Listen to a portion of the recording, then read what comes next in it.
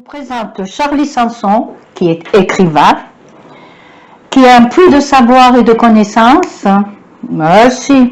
et surtout intéressé par l'étrange, par les mystères de l'histoire, et tout ce qui touche à l'ésotérisme et le symbolisme. Voilà, oui. Voilà. C'est très vaste. Voilà, c'est très vaste. Aussi, pour commencer notre étude, je vous propose, notre étude sur Montpellier, je vous propose de nous parler des armoiries de Montpellier. Alors là, il faut remonter à l'origine de la ville de Montpellier. Les armoiries qu'elle a eues Oui. quand la ville est née. Et c'est une ville qui n'est pas très ancienne. Dans la région, il y a des villes comme Latte, par exemple, qui a tout un passé gallo-romain. Il y a des villes comme Nîmes, tout ça, qui ont un passé vraiment assez ancien.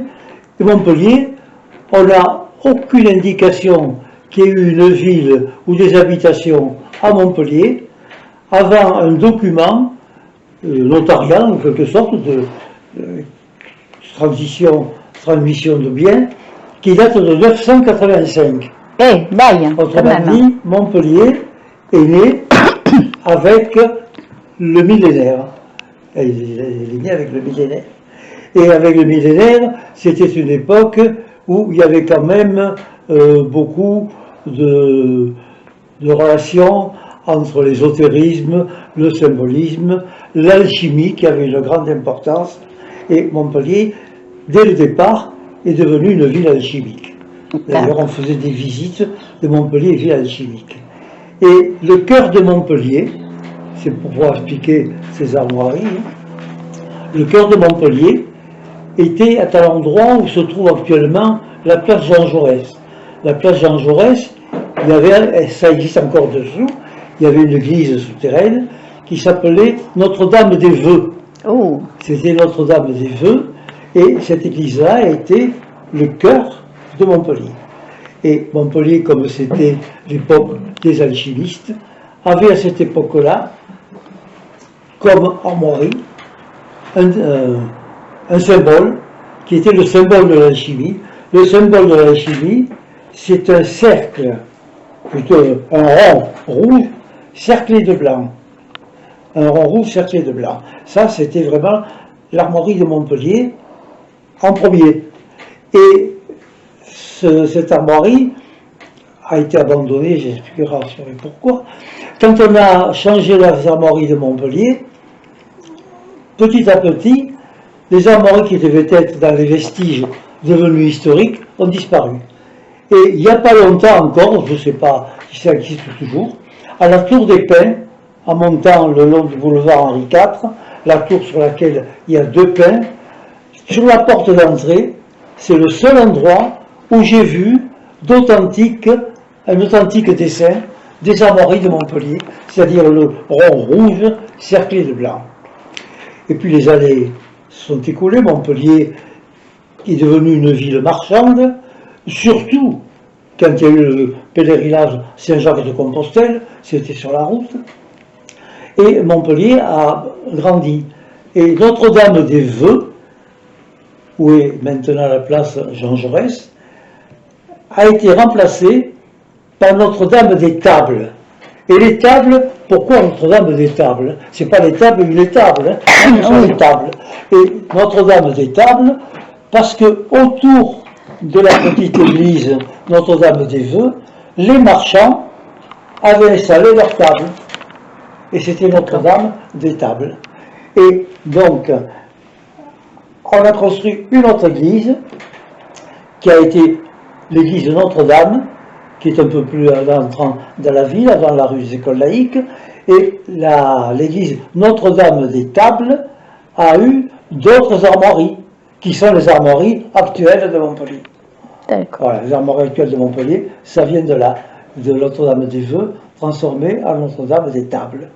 Et à partir de là, la ville a grandi, c'était une ville marchande, une ville qui avait beaucoup de commerce, d'abord parce qu'il y avait non pas le port de Sète qui n'existait pas, mais le port de Maguelone, port sarrasin. Il y avait la route de Saint-Jacques de Compostelle, c'est-à-dire que tous les gens qui de la Suisse, de l'Italie, de l'Allemagne se rendaient en Espagne, au Portugal ou à Compostelle, passait par une des routes romaines de Montpellier. Parce qu'il y avait quand même des voies romaines, bien que les Romains n'aient pas fait de ville sur place. Donc Montpellier s'est développé comme ville marchande, et pas loin de Montpellier, pour des raisons qui touchent à l'histoire alors beaucoup plus ancienne, il y avait une ville qui s'était développée, c'était Ambresin, c'était Lunel. À Lunel, il y avait longtemps avant Jésus-Christ, il y avait là des colonies juives. Il y avait des juifs qui n'étaient pas d'accord ou avec les Romains ou avec les rabbins de Jérusalem, qui avaient monté là vraiment une association d'érudits, de savants. Vraiment tout le savoir de l'époque, c'était une capitale du savoir. Donc c'est à côté des Sainte-Marie, c'est à côté de la Camargue, et c'est là où est Lunel maintenant. Ambresin, c'est à côté de Lunel. Et là, il s'était développé des écoles, on peut dire, intéressantes de savants. Il y avait notamment une école de droit, le droit. Et l'école de droit s'est développée tellement qu'elle était à l'étroit.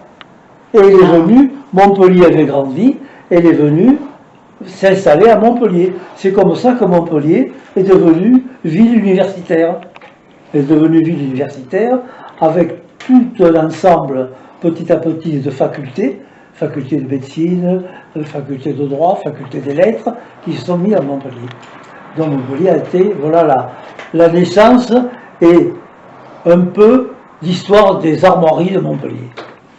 Je voudrais revenir aux armoiries parce que maintenant l'armoirie elle est sur un fond bleu.